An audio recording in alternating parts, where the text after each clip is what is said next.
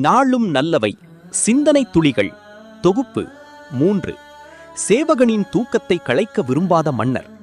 கலீஃபா Umar ரதியல்லாஹு அன்ஹு அவர்கள் ஆட்சி காலம் இஸ்லாமிய உலகின் பொற்காலம் என வர்ணிக்கப்படுகிறது.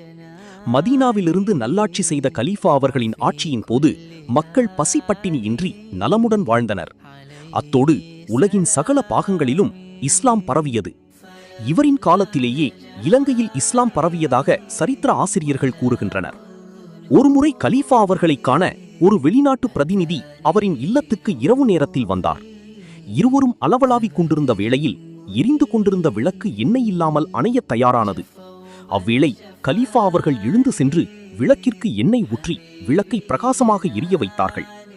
இதனை கவனித்துக் கொண்டிருந்த பிரதிநிதி கலீஃபா அவர்களை நோக்கி, கலீஃபா அவர்களே, விளக்கிற்கு எண்ணெய் ஊற்றி எரியச் செய்ய உங்கள் ஏவலாளரை ஏவியிருக்கலாமே, தாங்கள் ஏன் சிரமப்பட வேண்டும் என்றார். இதனை கேட்ட கலீஃபா அவர்கள், அன்பரே, பாவம், அந்த ஏவலாளர் பகலெல்லாம் உழைத்துவிட்டு இரவில் நிம்மதியாக உறங்கும் வேளை நாம் ஏன் அவனின் தூக்கத்தை கலைக்க வேண்டும்?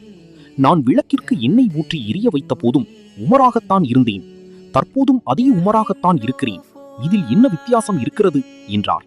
நாடாளும் மன்னரின் விளக்கத்தை கேட்ட தூதுவர் வாயிடித்து போனார்.